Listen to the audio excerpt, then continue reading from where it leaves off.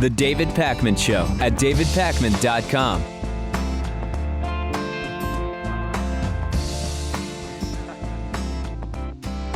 We continue to learn more and more about TPP, the Trans-Pacific Partnership, and we've talked about the impact that it will have if turned into law by the member countries on intellectual property, on internet freedom, on big pharma, on many other things. And in all of these cases, it would be very anti-consumer, that we know. ExposeTheTPP.org has a great summary of another important issue from TPP, which is how it would impact food safety. The TPP would allow the U.S., it would actually, let me go further, it would require the U.S. to allow food imports if the exporting country claims that their safety regime is equivalent to that of the United States, even if it violates key principles of the U.S. food safety laws. And under TPP, any U.S. food safety rule on pesticides, labeling, or additives that is higher than international standards would be subject to be challenged as illegal trade barriers. So the TPP could reduce the level of food safety that the U.S. has above and beyond international standards. The U.S. might have to eliminate those rules. As it stands, and you may not know this, and I didn't know this, I don't know how much anybody knows, just sort of casually, about food inspection. The U.S. FDA already is inspecting under 1% of all seafood imports for health hazards. We're entering into TPP with Malaysia and Vietnam, both major seafood exporters, and they already, even in the small amounts of fish exports, of seafood exports from those countries that have been tested, there have been high levels of contaminants found. Under TPP, it would be even more lax, and we would have even fewer recourses, fewer ways of fighting that and increasing inspection standards. Also, food labeling under TPP could be, we don't yet know, could be challenged as trade barriers. The TPP would impose limits on labels providing information about where food comes from. This is bad. And the frustration and rage that we should all have with this is, it's large. I don't know how else to say it. We're talking about a deal that would impact 40% of the world economy. It was negotiated basically in secret, and it is going to affect more areas of life than we can imagine. And people are more concerned with Starbucks cups and sex education classes and whether a book that was assigned to a 15-year-old, as I told you yesterday, mentions genitalia. Priorities are way off in this country. There have been many protests to the European sort of version of TPP, which is TTIP. Some protests in the US against TPP. The more we learn about it, the worse we realize it is. You can find out more at exposethetpp.org. Colorado is going to vote on a single-payer healthcare system. Proponents of a single-payer state system have gathered enough signatures to put what is being called Colorado Care on the ballot. The Secretary of State's office has announced the proposal would make Colorado the first state to provide health care in this way as a single-payer system. It's called Initiative 20, and it will be on the 2016 ballot. The way it would work is that residents would be able to choose their own health care providers, but Colorado Care would pay for the bills. So what is being said about the possible cost of this? Well, the backers of Colorado Care estimate that they would be able to raise $25 billion a year for healthcare costs by adding a 10% payroll tax. The critics say this is a huge expansion of government. This is going to double the size of the state budget. This is going to penalize people with even more taxes. What does Ivan Miller, the executive director of Colorado Care Yes and the head of the Colorado Foundation for Universal Healthcare say? He says, hold on a second. If this passes, residents will gain premium healthcare coverage for $5 billion less than they pay now. It would slash administrative costs in terms of private insurance. The state would be able to negotiate bulk rates for pharmaceuticals. The coverage would extend to anybody who earns income and lives in Colorado. The counter to this is people are saying, well, if the state is going to pay private insurers, then insurers will just jack up the costs. And that makes absolutely no sense. There are already rules with regard to the setting of prices, price gouging, etc. Those rules wouldn't disappear if Colorado Care was passed. So I think that that is a bogus red herring. It's a straw man argument. And the other consideration that we need to have is that Colorado already has a pretty nice profit from recreational marijuana. And currently they have these rules where if they take in more than a certain amount in taxes from recreational marijuana, they have to return a portion of the excess taxes to single payer. They have to return a portion of those excess taxes to the residents. Maybe the residents would be up for that money going towards the single payer healthcare plan in order to offset some of those payroll taxes. Remember that if you don't have to pay for your health insurance, you're going to get more of your paycheck back as it is because of the reduction in that deduction that exists to pay for your health insurance. So maybe you would say, hey, you know what? I don't need that excess money back from the healthcare, from the marijuana tax. Let's put that towards the state single payer program. So this is huge. Unfortunately, the attempt in Vermont kind of failed. It stalled. And here is another attempt that we are looking at, and hopefully we will have good news. Raw Story writes that a South Carolina jury was apparently unswayed by a neo-Nazi's vote for Trump sign, and they convicted the former KKK leader of sexually abusing 2 girls. August Kreis III was found guilty of 1 count of criminal sexual misconduct involving a minor child and 2 counts of committing lewd acts on a child, as reported by the state. 3 young women testified during the relatively short 3-day trial that Kreis repeatedly molested 2 girls who were between the ages of 10 and 14. Kreis is 61 years old. He is a one-time Aryan Nation leader and a Christian identity pastor. He held up a sign during the entire trial expressing his support for Republican presidential frontrunner Donald Trump. And the circuit court judge, Jack Early, instructed jurors to ignore the Trump sign and focus instead on the evidence of sexual abuse. And again, Donald Trump, not racist, supposedly, presumably, but very popular with racists. And Kreis said during the trial, "I will always hate the Jew. This government is run by an evil group of people, and please vote for Trump." He was sentenced to 50 years in prison. He told the judge that he wanted to remain in prison for the rest of his life, which he basically is going to. Donald Trump, not racist, but popular with racists. And I'm wondering, is Trump popular with the white supremacist KKK types only because of his comments about immigration and the wall, etc.? Or is there something else going on? I don't know the answer to that, because otherwise Donald Trump is in many ways sort of a New York, I don't want to say a liberal, but a New Yorker who has been around to the extent that he's not insulated from it because of his lavish lifestyle. He has been around some more diversity than people in other parts of the country. He has been around more ideas and a multicultural sort of framework and context. I don't know what there is other than the immigration stuff to get all of these white supremacists and former KKK people, including David Duke, behind Trump. But something he is doing is really turning them on. The David Pakman Show at davidpakman.com.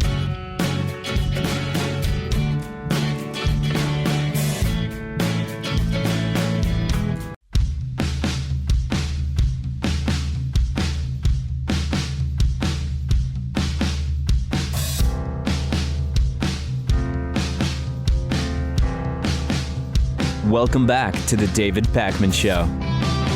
The David Pakman Show, unlike many other shows that maybe you watch, is funded directly by the audience through something we call membership. And today's new member of the day is Larry Futrell. Thank you, Larry, for being a David Pakman Show member. And I encourage you to sample some of the member benefits and join Larry at davidpakman.com/membership. Of course, we have the 2016 Hatriot Mail calendar now available for purchase. In 2015, we put together a Hatriot Mail calendar made from 13 different images. 12 were made by our audience, and one was made by producer Lewis. We sold 122 of these calendars. We have another calendar, this time a 2016 Hatriot Mail calendar. This time we have 13 images, the 12 months of 2016 plus the cover.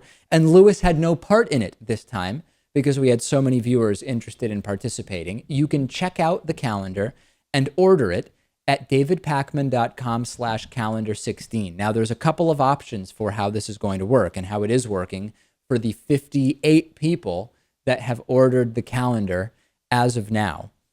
If you go to davidpakman.com/calendar16 and you want to order just a calendar, you can do that. And you can order the calendar signed or not signed, your choice. But if you want to get the calendar for free, you can do that as well. On that same page, davidpakman.com/calendar16, you can get the calendar for free with a yearly membership. And I would say something like 2/3 of the nearly 60 people that have ordered the calendar so far have opted for this free membership with the calendar option. And you can read all about it at davidpakman.com/calendar16. And while we're at it, while we're handling some housekeeping, I will mention to you, we are in the Boston studio. The TV that is normally behind me is not here. On yesterday's bonus show, I told what many people are saying is a compelling and titillating story about why that TV isn't here. And I encourage you, if you become a member, if you already are a member, listen to the November 12th bonus show, because I told the story, and a lot of people feel really bad, actually, about why the TV isn't here. Needless to say, you can find out about all of that and much more on the bonus show. davidpakman.com/calendar16 is how you get the calendar. Get the calendar for free with a membership.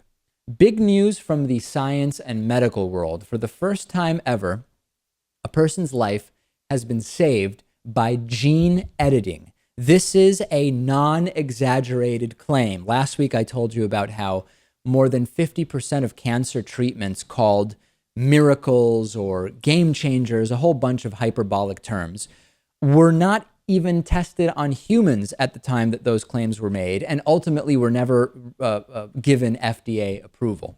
We now have really big news when it comes to cancer treatment. A 1-year-old named Layla was really not doing well. She had leukemia. And all conventional treatments failed, even some of the treatments that often are quite effective on the type of leukemia that she has. This is written about in the New Scientist. Layla's doctors got permission to use an experimental form of gene therapy where you genetically engineer immune cells from a donor. Within a month, these genetically edited cells had killed off all of the cancerous cells in Layla's bone marrow. The medical team stressed they cannot yet say that Layla is cured, but there is currently no evidence of cancer. In the next year or two, we will have more information about the long-term effectiveness of this treatment, but she is doing well and there is no sign of the cancer, and other patients have already started to receive the same treatment. How does this treatment work? The basic idea is you remove immune cells from a patient's body, genetically engineer them to specifically attack cancerous cells, and place them back in the body. And there are several human trials already underway around the world. But for some people, this is just too expensive. Engineering custom T cells for every cancer patient is not cheap. And in Layla's case, it wouldn't have worked anyway, because she unfortunately didn't have that many T cells left to modify. She was too small and too sick, according to one of the doctors involved here. So the team has been developing off-the-shelf treatments where you get T cells from a healthy donor, you modify them so that they can potentially be given to hundreds of patients. Normally, if T cells from another person were injected into a recipient and they weren't a perfect match, they not only would they not be effective in attacking cancer cells, the body would identify them as foreign and attack those cells which are introduced to try to kill the cancer. So to prevent this, the research team involved used gene editing to disable a gene in the donor cells that makes the receptors recognize the cells as foreign. This is absolutely fascinating. And we've been speaking about how there is not going to be a cure for cancer. As cancer researcher Dr. Lance Leota told us, the future is in customized treatments. We've also heard from some that 10, 20 years from now, we may have nanotechnology that can go into the body and kill cancer cells. This is another idea. This is not nanotech in the traditional sense, but it is genetic modification, and it is absolutely fascinating. We are going to continue following this. Unlike some of those hyperbolic claims that are often made around cancer treatments, this is an example of a treatment that is being used in clinical trials on humans, and it has already, at least in the short term, been effective on this 1-year-old patient, Layla. Very exciting. And everybody I know has been touched by cancer in some way, shape, or form. I've mentioned that my dad has been in treatment for multiple myeloma, which is it's sort of in the family of leukemia, but different, less common. He's been in treatment for that for 6 or 7 years, which is actually quite a bit longer than the life expectancy that many multiple myeloma patients have. And obviously for that, I'm incredibly grateful. And the time, any time we can buy with new treatments is a good thing. And hopefully the next 6 months, 12 months, 18 months, 5 years will really advance our understanding of the best way to attack these conditions. And this genetic modification, this gene editing, could be one of the ways in which that is done successfully. The David Pakman Show at davidpakman.com.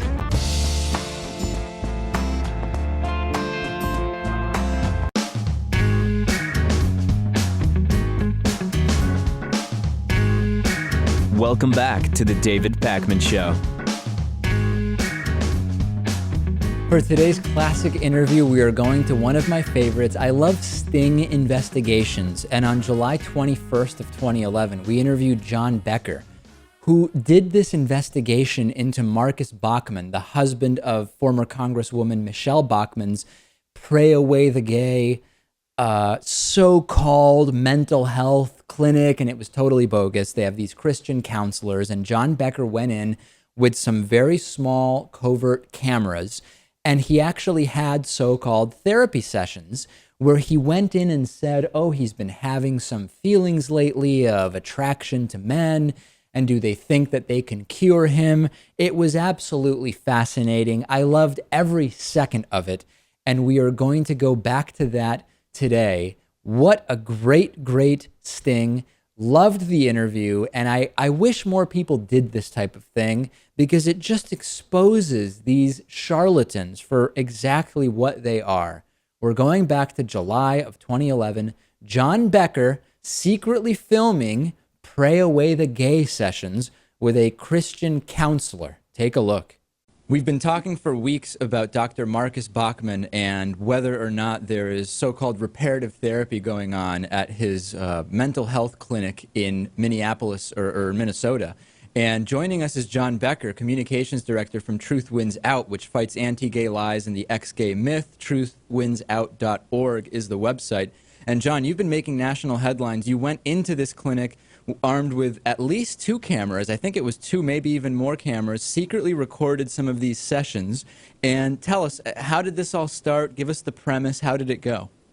Sure. Well, Michelle Goldberg from the Daily Beast contacted Wayne Besson, who's the executive director of Truth Wins Out, and had asked us if we knew anything about the Bachmann Clinic. She's one of many that had contacted us, but it was really her email that prompted us to dig further into this, because Marcus Bachmann's clinic had long been rumored to engage in so-called reparative therapy, which is a scientifically discredited course of therapy that falsely purports to change gay people to straight.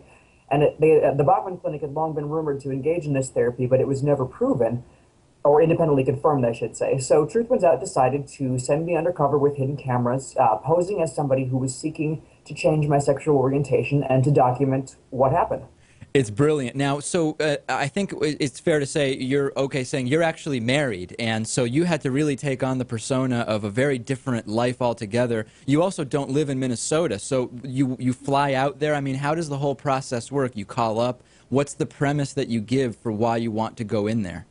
Sure. Well, yeah, the question we wanted to answer was, does the Bachman Clinic offer this therapy? So I called up and presented myself as a man who was struggling with homosexuality, with unwanted homosexuality, and had been trying everything in his own life to get rid of the gay, and nothing had worked. So the next step for me was seeking professional help. And the receptionist, when I called, was like, "Oh, sure, that's fine," and referred me to somebody within the practice. So I made my first appointment and then flew out. And you're right, yes, my husband and Michael and I had been married for 5 years, so it was quite the adjustment having to go back and put myself in that mental place. At one point in my life, I had struggled with coming to terms with my sexual orientation, so I was able to tap into those memories, but it was quite the the change of perspective that I had to kind of to put on myself in order to go through this. Yeah. How many of these sessions did you go to? I had a total of 5 sessions between June 23rd and June 30th. I was a very, very eager patient. Right. And so do you think you aroused their suspicions in any way? I mean, I can't imagine it's normal in such a short span to go 5 times, is it? What I was told there was that we could really go, because I was a private pay person. I obviously didn't have any insurance that would cover this. So I was a private pay client. So with that, you could really go as often as you wanted. I was told at the outset that the course of treatment that they would expect would be 4 to 6 months. So what I did to try to throw off their suspicion was their system allowed you to book 3 appointments in advance, and every time I would come, I would have 2 already booked, and then I would book the 3rd, so that way they would think that I was in it for the long haul and was very interested in continuing these appointments to be booked out as far as they would allow me to. So tell me about the cameras. I mean, how did you set this up? Where were the cameras? Were you afraid that you would be discovered that you were filming these sessions? The first session was a little unnerving, just because I had never done anything like this before with hidden cameras. So that was a little bit nerve-wracking. Once my background is in music, so I've done a lot of professional and in amateur theater and operas and things like that. So I knew I could act the part. But I was nervous just because of the whole hidden camera aspect of it. I had one pinhole camera planted in a little army surplus messenger bag that I had, and then I had another camera disguised as a wristwatch, so I kind of felt like James Bond or Carmen Sandiego or something. And then I had a third device, which was a portable audio recorder disguised as a USB drive on a keychain, so that way, because both of the cameras had finite battery life, so that way there would be at least an audio record should either of the cameras cut out. So there's plenty of the video that you've taken available online. I mean, it's just all over YouTube, and it's very easy to find. And in this video, I'm not completely comfortable saying therapist, but the guy playing the role of a therapist starts talking to you about how God has designed men's eyes to be attracted to the woman's body, including her breasts. There's one point where you say, sure, and it's an incredible moment because you are clearly, as we know, you don't really believe that, but you give this guy the sense that you're just completely buying into what he's telling you. How was it hard to keep that up for 5 sessions where you were playing along on this? It was hard in the sense that I knew that this was important. We really felt that once we found out that they did indeed offer reparative therapy, it was very important for us to get this information out, because the American public deserves to know that a mainstream presidential candidate, Michelle co-owns this clinic with Marcus, so a presidential candidate, a viable presidential candidate now, or for at least candidate for the nomination of a major political party, is tied to this extremism. So we thought it was very important to get out. But yeah, it was tough for me. I mean, my husband is the person who makes my life worth living to me. So to omit him from my life, to just kind of erase him from my whole identity was tough for me to do for 5 sessions. It was something that I felt had to be done, but it was certainly difficult. During the course of this, as you mentioned, it becomes very clear this guy says directly to you, he thinks you can rid yourself of these, did he call them thoughts, tendencies, instincts? I mean, he basically said he was able to completely cure you, potentially. Yes.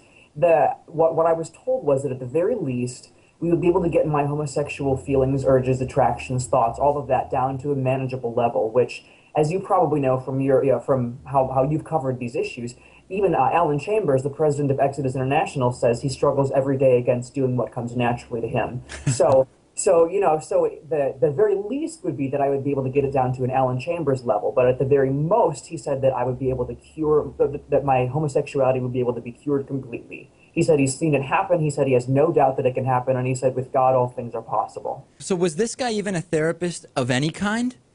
He presented himself as a licensed marriage and family therapist, and I don't know what the licensing procedures are in terms of the state of Minnesota for that, but yeah, that was how he presented himself. His degree is from a university called August University, which I looked into, and apparently is under investigation. It's one of those for-profit universities that's being scrutinized and investigated right now. So there's that twist to it as well.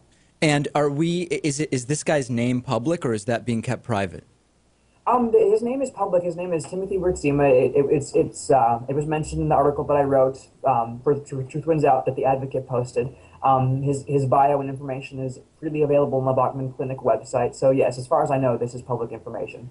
Incredible stuff. I mean, it's a fascinating investigation. Do you expect, what's the next step with this? Is there going to be more fallout as a result? I mean, Michelle Bachmann has repeatedly avoided the question, even when asked directly. She says, I'm here because I'm running for president and the debt is very important. So she basically just isn't commenting. What can we expect to happen with this? Well, you're right. She has become very, very good at dodging questions about this. I'm very happy to see it being asked of her. And actually, the other day, the White House press secretary was asked about, whether or not the administration was aware of and or supported federal funds being directed to clinics, because the Bachmann Clinic is a recipient of Medicaid funds, which again is an ironic thing considering how anti-big government Michelle presents herself as. But even the White House press secretary was asked a question about reparative therapy. So we're glad that this is getting out there in the media, and Truth Wins Out plans to continue to pursue Marcus and Michelle Bachmann on the issue of reparative therapy because it has no basis in research and it destroys people's lives. It really, really damages people. Something that really was interesting to me after this story broke was the number of friends that I had, close friends in my own life, who sent me Facebook messages and said, thank you for helping to get this out there.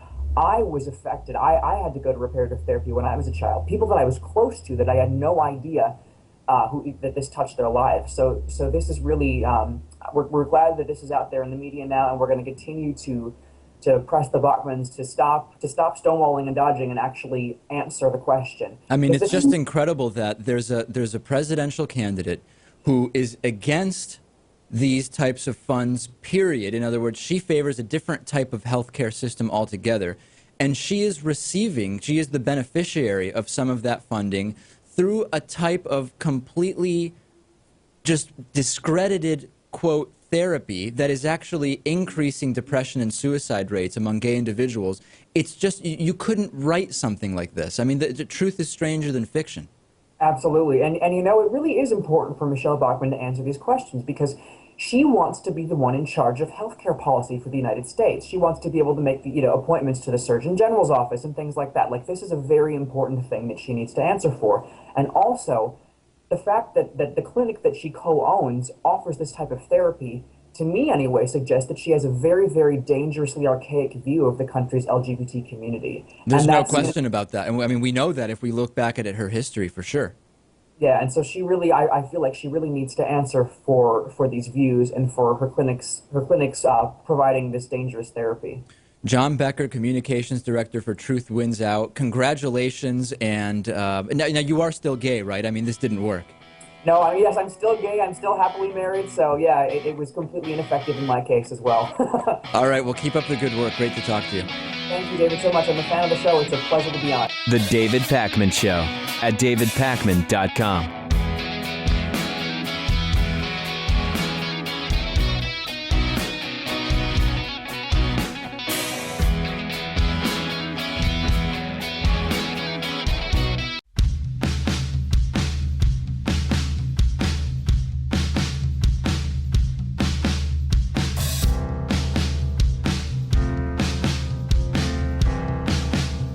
Welcome back to the David Pakman Show. It is that time of the week, time to answer some audience questions. First question was sent to us via voicemail, which you can do by calling 219-2DAVID-P any time of day. Let's take a listen. This is Ian. I had a question. Now, Let me start it over. Hey, David, this is Ian. I had a question. Now, I don't watch very much Fox News, but I've noticed that you guys and your other cooperative channels or co-sponsored channels such as Secular Talk and TYT don't cover Sean Hannity as much anymore. Is he becoming less relevant in the conservative world? Good question. So first of all, we're not co-sponsored or anything by TYT or Secular Talk. Those are our friends, but we're completely independent. So just correcting that. Sean Hannity is in a sense less relevant. Fox News has had continued good ratings, although not quite as good as at one point. I don't know exactly how Hannity's show is doing, but I believe in the time slot, it is still at the top. Hannity is less relevant in the sense that since his time slot was moved, for the most part, and it's only been an hour, for the most part, the agenda is just set for the day. And I think that just being pushed back an hour has had a little bit of an impact on the effectiveness at Sean Hannity in creating so-called scandals and stuff for people to flip out about, which is really what a lot of conservative media is based on. So I think Hannity is not less relevant in that he's less respected by the right. I think the right loves Hannity. He's not less relevant in that he is getting worse guests or anything like that. But I do believe that in terms of his practical agenda-setting effectiveness, he has been doing less. Now, he also has the radio program, and the radio program is completely unchanged, and people, right-wing newsmakers still go on it, and they're still doing the same type of thing. I think that the rift in the Republican Party between the sort of more establishment right-wingers and then the more libertarian right-wingers, and then the Tea Partiers, and then the pro-corporate, and so on and so forth, has made it so that no one right-wing media outlet can as effectively set the agenda for the entire Republican Party. They like to call it a big tent party where there's no litmus test and blah, blah, blah. I see it as the full range of lunatic ideas are represented by different types of Republicans, and that's just the reality. And we've seen the same thing sort of happen with Rush Limbaugh, haven't we? Where part of it is that advertisers have pulled out of his show after that Sandra Fluke disaster, and we've seen also some stations drop Rush Limbaugh. So in that sense, his agenda-setting power has dropped. But to the extent that Rush Limbaugh still is listened to by the Republican Party, it's only one area of the Republican Party that is paying attention. And as a result, I think that he is definitely, both Limbaugh and Hannity don't have the same influence that they maybe had at one point. Let's go to the next question today from Jim. Jim says, hey, David, which system would you prefer to live in if it had to be either communism or a totalitarian fascist regime? Okay, this is not a tough question for me. And I know that people will say there's not been successful examples of communist regimes. Have there been successful examples of totalitarian fascist regimes? Maybe for a certain group, if you were in the in crowd in the short term, you lived well in a totalitarian fascist regime. But I would prefer to live under a communist system. Not because I'm a communist. I am absolutely a capitalist who believes that we should have capitalism that takes into consideration that we have people in the world and everybody deserves to have some basic standard of living, regardless of their ability to earn income or their ability to pay for healthcare or whatever the case may be. If I am given the two choices of communism or a totalitarian fascist regime, I choose communism. And I think a good thought experiment is, fine, if we look broadly at governments, at countries, at nation states, we may not have great examples of long-term success in communist regimes in the same way that totalitarian fascist regimes also are a disaster. But at the micro level, we do have successful communistic or socialistic ideas There is a town in Spain that is essentially run as a communist slash socialist government. We have individual businesses in the United States even that are co-ops, worker-owned, functioning under some of the principles and tenets of shared ownership and shared decision-making. There are no real totalitarian fascist examples at the micro level that we can point to as successes. Now, you may say in a sort of facetious way, well, a lot of big American corporations, in a way, are run as totalitarian fascist regimes, and they return a pretty penny for their shareholders. It's a fair point. And the way I would refute it is to say, if we really analyze the total impact on the environment and the standard of living of all of the employees in those companies, is it really a shining example of what we should be trying to aspire to? I would say probably not. Kate wrote to me. Kate says, at what age should children get a mobile phone? At what age did you get one? This is a really interesting question. And I think that asking current young parents what age they got a phone at in order to figure out when their children should get a phone is not necessarily the best measure. For example, when I was a kid, phones were just starting to come out. And I think I got my first phone when I was 15. It was one of those super old phones that had like a hard 1-inch antenna sticking out of it. I think it was like an Ericsson brand phone. I may be wrong about that. And it was the type of phone that you had to get prepaid minutes on it. And if at any point your minutes expired or went down to zero, if your minutes expired, then you lost all your minutes. But if you got even 5 more minutes before your minutes expired, then you got to keep all your minutes. I mean, it was a crazy, crazy system that didn't really work well. I lost all my minutes several times. My younger sister is 11. And she's been talking to my dad and stepmom about how some of her friends are starting to have phones, and she would really like to have a phone. And interestingly, I was talking to Sam Cedar, host of the Majority Report, at this conference in Las Vegas that we were at a few weeks ago. And he said his daughter now has a phone, and that he explained to her that he has software on there to monitor her activity and who she's talking to. And there are very clear ground rules about what's going on. And that's just the way it's going to work for now. So I don't know that I'm the best person to answer this. I am not a parent, and I am not going to tell parents what it is that they should be doing because I don't have an idea as a parent. What I can say is when my sister talks about getting a phone at 11, and I am protective of her, I do worry, because when you get a phone, all of a sudden now with smartphones, you have access to all sorts of stuff. And maybe it's naive to think that you can indefinitely prevent her from getting access to people or material or whatever that might be inappropriate for her. But I do feel sort of protective and wonder how great of an idea that is. So I think that certainly below double digits doesn't make sense. Should a 9-year-old have a phone? Probably not. I think there's probably ways that parents can still feel that they have a way of keeping tabs or in contact with their kids without getting them a phone. Once you get into 11, 12, 13, particularly in cities, kids are very advanced. I know that in Boston and New York, compared to some of the more rural areas where I see and hear kids, the kids are very advanced. They know what's going on. They travel on the subway by themselves, etc.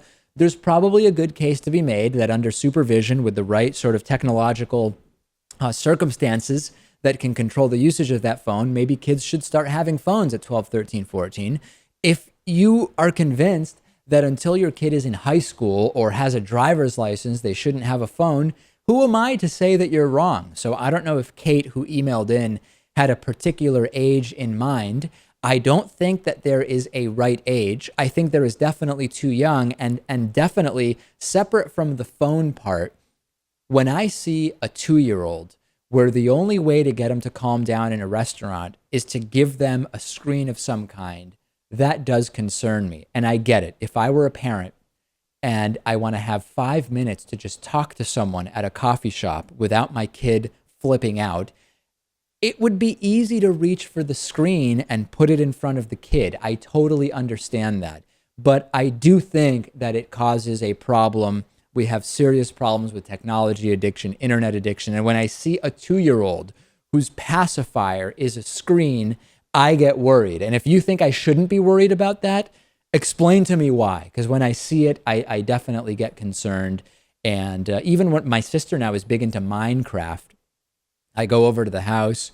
She wants to show me what she's been doing on Minecraft. And I think that it's still under control. But I do think of, well, all right, Minecraft, fine. But what else is going on in your life? Fortunately, she has other stuff. But I would worry about kids whose parents maybe are a little less engaged. You got the screen, you get addicted. All of a sudden, that's your connection to other people, only online. And I don't know if and when I have a kid. I don't know exactly how I'll manage it. And by the time I have a kid, who knows how different these devices will be and how immersive the experience will be. Send me your thoughts on this. Remember that we talk about all of these issues and more on the bonus show. You can sign up at davidpakman.com/membership. And of course, get the free Patriot Mail calendar for 2016 with your membership at davidpakman.com/calendar16.